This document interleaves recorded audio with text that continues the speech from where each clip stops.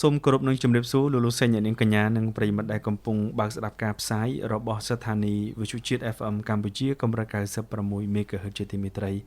វិលមកជួបគ្នាជាថ្មីម្ដងទៀតហើយនៅក្នុងកម្មវិធីជីវិតយើងបរិស្ថានយើងបាទហើយថ្ងៃនេះខ្ញុំបាទប៊ុនសំភ័ណ្ឌនិងអ្នកនាងស៊ីណាដែលជាអ្នកសម្របសម្រួលនិងជជែកពិភាក្សាជាមួយវិក្កាមនីយរបស់យើងពាក់ព័ន្ធថាតើអ្វីទៅជាការងារគ្រប់គ្រងសំណល់គ្រោះថ្នាក់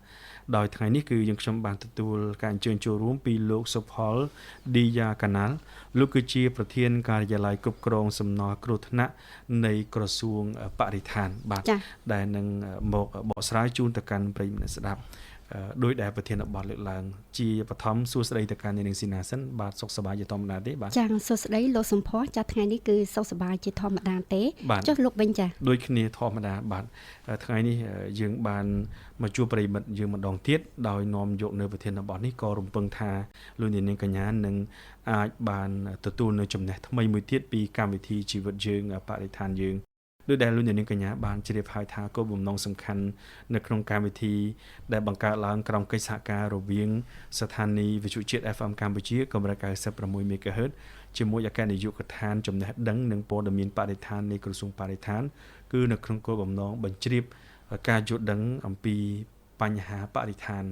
ថាតើបរិស្ថានមកដល់ពេលនេះសម្រាប់ប្រទេសកម្ពុជាបាននឹងកំពុងតែវិវត្តដល់ណាហើយថាតើក្រសួងបរិស្ថានដែលជាសេនាធិការផ្ទាល់របស់រាជរដ្ឋាភិបាលកម្ពុជាបាននឹងកំពុងតែធ្វើអ្វីខ្លះសម្រាប់រឿងបរិស្ថាននៅក្នុងប្រទេសកម្ពុជាបាទចាដោយសារតែឥឡូវនេះវាគ្មិនរបស់យើងមានវត្តមាននៅក្នុងកម្មវិធីក៏សូមជម្រាបសួរទៅដល់លោកតែម្ដងចាជម្រាបសួរចាលោកឌីយ៉ាកាណាល់បាទជាបឋមសូមផ្ដល់សំណួរដំបូងទៅកាន់លោកបាទថាតើអ្វីទៅដែលជាសំណល់គ្រោះថ្នាក់តើសំណល់គ្រោះថ្នាក់នឹងយើងសំដៅទៅលើអ្វីដែរលោកបាទយោងតាមអនុក្រឹត្យលេខ113ស្ដីពីការគ្រប់គ្រងសំរាមសំណល់រឹងទីប្រជុំជនសំណល់គ្រោះថ្នាក់គឺសំដៅទៅដល់វត្ថុរឹងរាវអ៊ូស្ម៉ាន់សារធាតុបច្យុសកម្មសារធាតុផ្ទុះឬសារធាតុឆេះសារធាតុចម្លងជំងឺឬធ្វើឲ្យរលាកធ្វើឲ្យច្រេះ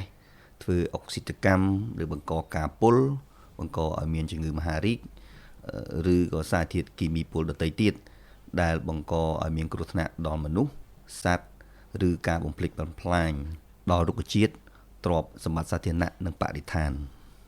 ចាស់ដូចជាលោកបានជម្រាបជូនឲ្យថាសំណល់រឹងគឺមានច្រើនប្រភេទចាស់មានទាំងរឹងទាំងរាវចាស់ហើយនេះខ្ញុំក៏ចង់ដឹងបន្ថែមថាតើសំណល់ប្រភេទណាខ្លះដែលចាត់ចូលជាប្រភេទសំណល់គ្រោះថ្នាក់និងមានប្រភពមកពីណាខ្លះដែរចាស់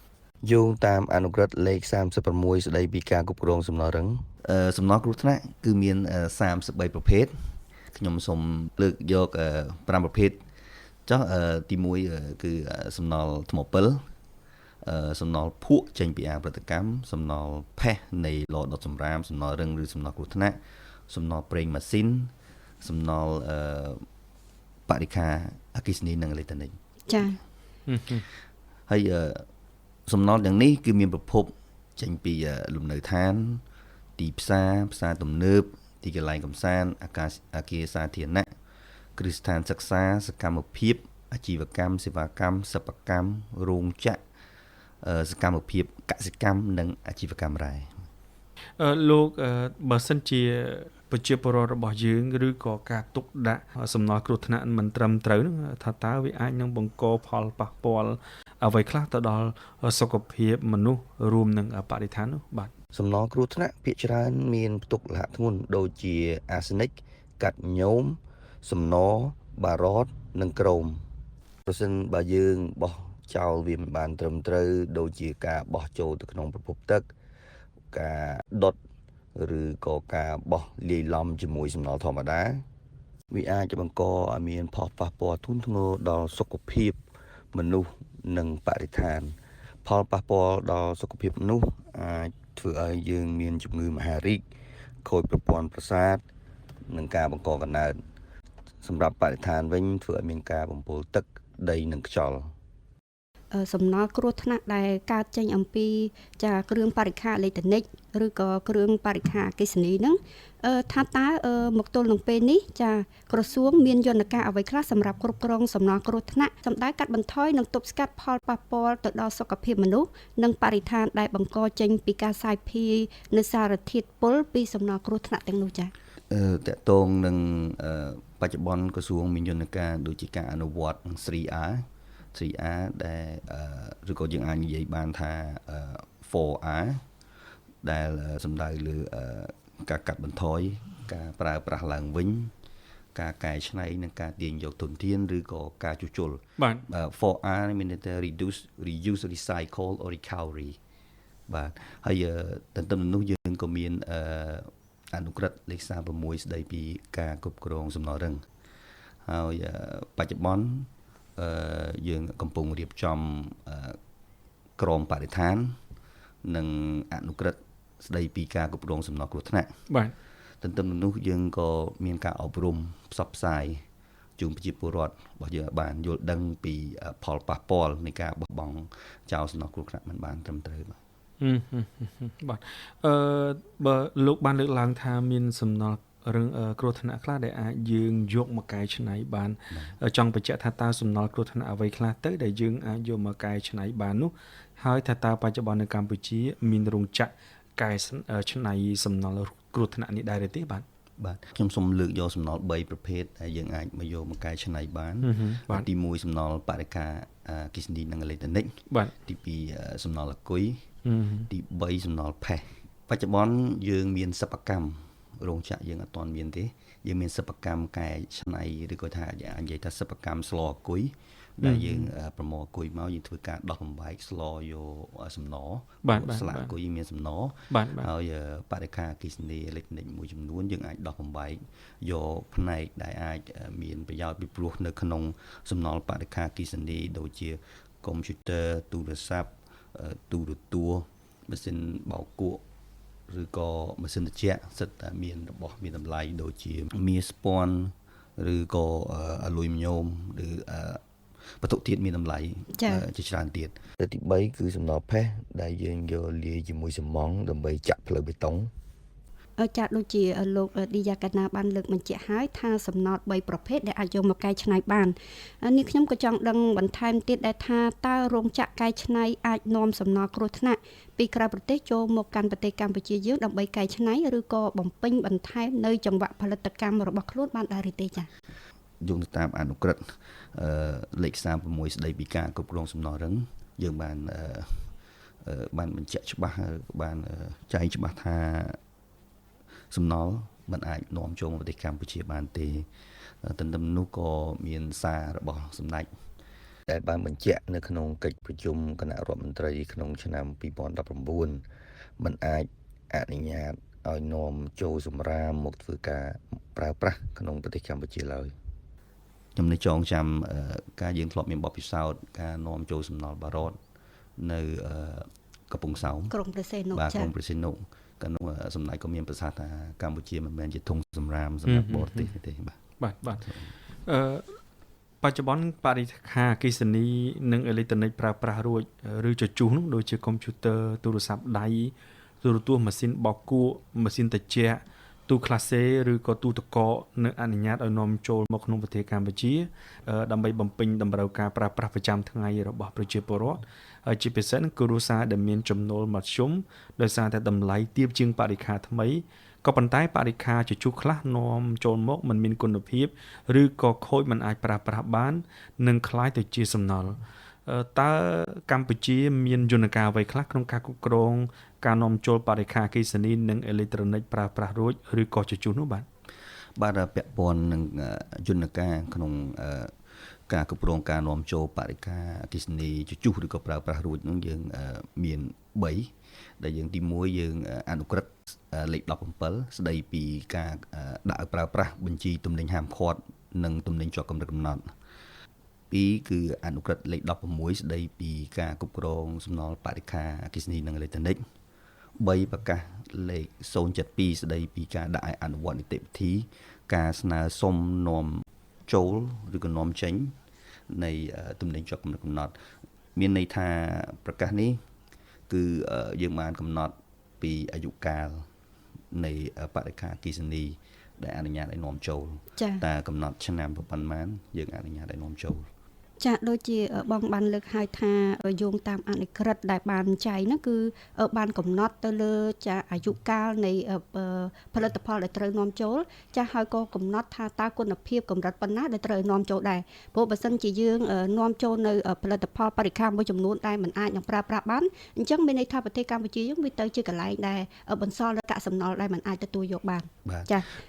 ខ្ញុំសូមបើកមុខកញ្ចក់តាក់ទងនឹងពីព្រោះនៅលើពិភពលោកបច្ចុប្បន្នបញ្ហាប្រឈមគឺទី1សំណល់ផ្លាស្ទិកទី2សំណល់បរិក្ខារអគ្គិសនីនិងអេឡិចត្រូនិកនឹងហើយដោយសារថាឥឡូវខ្ញុំលើកយកដោយសារខ្ញុំលើកប្រធានបទពីមុនតាក់ទងនឹងសំណល់បរិក្ខារអគ្គិសនីអេឡិចត្រូនិកដោយសារប្រទេសអភិវឌ្ឍមួយចំនួនគាត់បង្កើតគាត់ยังមានន័យថាការប្រើប្រាស់គាត់មានអាយុកាលនៃការប្រើប្រាស់ចា៎អញ្ចឹងមានន័យថាដូច5ឆ្នាំឬក៏3ឆ្នាំអញ្ចឹងគាត់នឹងដូរស៊េរីថ្មីឬក៏ model ថ្មីអញ្ចឹងសំណល់ទាំងនោះវានឹងអាចប្រើប្រាស់មួយចំនួនអាចប្រើប្រាស់មួយចំនួនមិនអាចប្រើប្រាស់អញ្ចឹងសំណល់ទាំងនោះនឹងធ្វើការនាំចេញពីប្រទេសដែលអភិវឌ្ឍនឹងនាំមកប្រទេសដែលកំពុងអភិវឌ្ឍដែលប្រទេសអភិវឌ្ឍមួយចំនួននៅមានប្រជាជននៅមានចំណូលទាបឬក៏មិនអាចមានលទ្ធភាពទិញនៅរបស់ដែលថ្មីបានហើយជាក់ស្ដែងបញ្ហាតាក់ទងនឹងការនាំចូលនៃសំណល់បរិក្ខារអគ្គិសនីអេឡិចត្រូនិកនេះក៏នៅតែជាបញ្ហាក្នុងការញែកជជែកវែងញែកនៅក្នុងឆាកអន្តរជាតិនៅការកំណត់ថាតើយើងធ្វើម៉េចបានដឹងថាអ្វីទៅជាសំណល់អ្វីជាសំណល់អ្វីទៅជាបរិក្ខារជជុះឬក៏ប្រើប្រាស់រួចចា៎បាទដូច្នេះទើបយើងរៀបចំប្រកាសនេះឡើងដែលស្នើឲ្យអ្នកដែលចង់នាំចូលគឺត្រូវមានលិខិតបញ្ជាក់ពីប្រទេសដែលនាំចេញប្រទេសសម័យដែលនាំចេញហ្នឹងតើគុណភាពចាក់ពីគុណភាពនៃអាយុកាលនៃបរិក្ខារទាំងនោះមុនអនុញ្ញាតឲ្យនាំចូលក្នុងប្រទេសហើយរាល់ការស្នើសុំនាំចូលបរិក្ខារអគ្គិសនីនិងអេឡិចត្រូនិកជជុះឬក៏ប្រើប្រាស់រួចត្រូវមកដាក់ពាក្យនៅក្រសួងបរិស្ថានចាតេតិនទៅនឹងបញ្ហានេះដែរយើងខ្ញុំក៏ចង់ដឹងបន្ថែមទៀតដែរថាដើម្បីចូលរួមចំណែកក្នុងការគាំពៀចាបរិស្ថានតាមរយៈការកាត់បន្ថយនិងទប់ស្កាត់ផលប៉ះពាល់ពីការសាយភាយសារធាតុពីសំណល់គ្រោះថ្នាក់ទាំងនោះតើប្រជាពលរដ្ឋត្រូវចូលរួមតាមរយៈបែបណាដែរចាបាទតែជាការពិតណាស់នេះជាសំណួរដ៏ល្អបំផុតដើម្បីទប់ស្កាត់នៃការសាយភាយសំណល់គ្រោះថ្នាក់នេះទី1គឺយើងតម្រូវឲ្យប្រជាពលរដ្ឋនឹងធ្វើការញែកសំណល់ញែកសំណល់និងទុកដាក់សំណល់ដាច់ដោយឡែកពីសំណល់ធម្មតាទី2យើងហាមដាច់ខាតការបោះចោលឬក៏ចាក់ចោលនៃសំណល់គ្រោះថ្នាក់នៅតាមទីសាធារណៈឬប្រព័ន្ធលូឬប្រភពឬក៏បណ្ដាញផ្លូវទឹកឬតំបន់ផ្សេងដែលវាអាចបង្កផលប៉ះពាល់ដល់បរិស្ថាននិងសុខភាពមនុស្សពីព្រោះនៅពេលការបោះបង់ចោលសំណល់បានត្រឹមត្រូវវាអាចបង្កដូចខ្ញុំបានរៀបរាប់ពីផលប៉ះពាល់ខាងលើអញ្ចឹងវាបញ្ហាធ្ងន់ធ្ងរពីព្រោះសំណល់គ្រោះថ្នាក់វាផ្ទុកពីច្រើនផ្ទុកដោយលោហៈធ្ងន់ដែលវាអាចធ្វើឲ្យយើងនឹងប៉ះពាល់សុខភាពខ្ញុំលើកឧទាហរណ៍មួយករណីដែលថាជាក់ស្ដែងផលប៉ះពាល់នេះវាអាចឲ្យធ្វើឲ្យយើងដោយសំណល់បារតសំណល់មានបារតវាអាចធ្វើឲ្យថាគេហៅ birth defect គេហៅថាការបង្កកំណើតដែលថាក្មេងដែលកើតមកពុំមានកាយសម្បទាគ្រប់គ្រាន់ចា៎បាទអ្នកខ្លះទៅក៏អាចទៅក្បាលធំអញ្ចឹងទៅអ្នកខ្លះគាត់ពិការពីកណ្ដាលមកនេះជាបទពិសោធន៍មួយនៅជប៉ុនដែលមានរោងចក្រមួយបានបង្ហូរសំណល់បារតចូលក្នុងសមុទ្រតែដែលថាប្រជាជននៅនោះរងគ្រោះដោយសារបរិភោគត្រីពីព្រោះសំណល់បារតហ្នឹងគឺនៅពេលដែលសារធាតុទាំងនោះធ្លាក់ចូលទៅក្នុងទឹកអញ្ចឹងប្លង់តុងដែលថារុក្ខជាតិមួយចំនួនវាចាប់យកសារធាតុទាំងនោះហើយត្រីហ្នឹងវាមកស៊ីសារធាតុហ្នឹងស្លែឬក៏ស្មៅហ្នឹងចាអញ្ចឹងការវិវត្តរបស់វាគឺថាសំណល់បារតនេះគឺវាមានបំលែងធាតុកាន់តែធំទៅតាមទំហំមានន័យថាត្រីហ្នឹងវាស៊ីស្មៅហ្នឹងទៅត្រីមួយទៀតវាស៊ីត្រីតូចស៊ីស្មៅទៅវាពង្រីកកាន់តែ ថាហ្នឹងគឺគេថាធំទៅដែលជាទីចុងក្រោយគឺមនុស្សយើងនៅពេលបរិភោគដូចជាគុណនឹងពីរនៅក្នុងខ្លួនដែលថាបរិភោគនៅសំណល់បានធ្វើឲ្យប្រជាជនជប៉ុនទាំងអស់នៅខាងមីណាម៉ាតាបានទទួលរងភាពពិការច្រើនខុសប្រក្រតីឬក៏ថាមិនគ្រប់លក្ខណៈនឹងរដ្ឋាភិបាលជប៉ុនក៏បានទទួលស្គាល់ក៏បានសិក្សាស៊ើបអង្កេតមកក៏ក្រុមហ៊ុនហ្នឹងឬក៏រោងចក្រហ្នឹងក៏សុខចិត្តផ្ដល់សំណងជូនប្រជាពលរដ្ឋដែលទទួលផលប៉ះពាល់ពីសំណង់បរិវត្តហ្នឹងបាទងាកមកក្នុងប្រទេសកម្ពុជារបស់យើងនេះវិញតើលោកមានអ្វីជូនទៅកាន់បងប្អូនប្រជាពលរដ្ឋមិញលោកបាន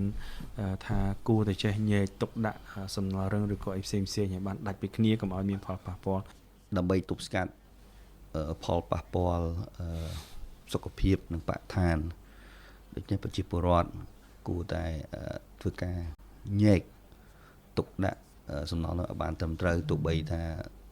រាល់ថ្ងៃយើងពុំមានហេដ្ឋារចនាសម្ព័ន្ធគ្រប់គ្រាន់ក្រោមការដឹកនាំរបស់អាយដាមរដ្ឋមន្ត្រីចា៎លោកកំពុងតែស្វែងរកដៃគូវិនិយោគដើម្បីវិនិយោគលើការគ្រប់គ្រងសំណល់គ្រោះថ្នាក់នេះទន្ទឹមនឹងនោះក៏ក្រសួងក៏ប្រឹងប្រែងខំរៀបចំច្បាប់គតិយុត្តមួយចំនួនហើយនឹងវគ្គបណ្ដុះបណ្ដាលឲ្យប្រជាជនយល់ដឹងអំពីផលប៉ះពាល់ហ្នឹងនៅពេលដែលគាត់បានយល់ដឹងយើងមានច្បាប់យើងមានហេដ្ឋារចនាសម្ព័ន្ធគ្រប់គ្រាន់អញ្ចឹងគេថាការគ្រប់គ្រងសំណល់របស់យើងនឹងមានភាពប្រសើរឡើងបាទអរគុណជានាយកកម្មការលោកសុផលឌីយ៉ាកាណាល់ដែលបានជួយចូលរួមជាវាគ្មិននៅក្នុងកិច្ចពិភាក្សាកម្មវិធីជីវិតយើងបរិស្ថានយើងក្រោមប្រធានបទការងារគ្រប់គ្រងសំណល់គ្រោះថ្នាក់ដែលបានបញ្ជាក់ជូនទៅកាន់បងប្អូនប្រជាពលរដ្ឋអំបញ្ញមិញរួចហើយបាទឬក៏ប្រិយមិត្តស្ដាប់របស់យើងរួចហើយថាតើអ្វីទៅជាសំណល់គ្រោះថ្នាក់ហើយថាតើបើសិនជាយើងគ្រប់គ្រងឬក៏យើងញែកសំណល់គ្រោះថ្នាក់នេះបានល្អយើងនឹងអាចជៀសផុតពីបញ្ហាដែលគ្រោះថ្នាក់ទៅដល់សុខភាពបាទអញ្ចឹងកម្មវិធីរបស់យើងខ្ញុំសូមបិទបញ្ចប់ត្រឹមតែប៉ុណ្ណេះសូមអរគុណជានាយកម្មការលោកសុផលឌីយ៉ាកាណាល់ដែលបានជួយចូលរួមនៅក្នុងកិច្ចពិភាក្សារបស់យើងខ្ញុំនៅក្នុងពេលនេះហើយកម្មវិធីជីវិតយើងបរិស្ថានយើងដែលមានខ្ញុំបាទប៊ុនសំផស្សជាអ្នកសម្របសម្រួលជាមួយនឹងអ្នកនាងស៊ីណាសម្រាប់ថ្ងៃនេះឬក៏ជាមួយនឹងអ្នកនាងលក្ខណៈនៅក្នុងពេលក្រោយនោះនឹងលើកយកនៅវិធានបទផ្សេងទៀតជាមួយនឹងវាគ្មិនរបស់យើងមួយរូបផ្សេងទៀតដែរបាទចា៎ហើយសម្រាប់ពេលនេះដោយសារតែពេលវេលានៃកម្មវិធីជីវិតយើងបរិស្ថានយើងបានឈានចូលមកដល់ទីបញ្ចប់ចា៎កម្មវិធីរបស់យើងក៏សូមឆ្លៀតឱកាសនេះចា៎ជូនពរទៅដល់បងប្អូនប្រជាពលរដ្ឋទាំងអស់សូមបានជួបប្រទះតែនឹងសេចក្តីសុខជាពិសេសគឺមានសុខភាពល្អទាំងអស់គ្នាចា៎បាទនៅពេលនេះខ្ញុំបាទប៊ុនសំផស្សដែលជាអ្នកសម្របសម្រួលជាមួយនឹងអ្នកនាងស៊ីណានិងលោកសុផលឌីយ៉ាកាណាល់ដែលជាវាគ្មិននៅក្នុងកម្មវិធីជីវិតយើងបរិស្ថានយើងសូមអរគុណសូមជម្រាបលាបាទ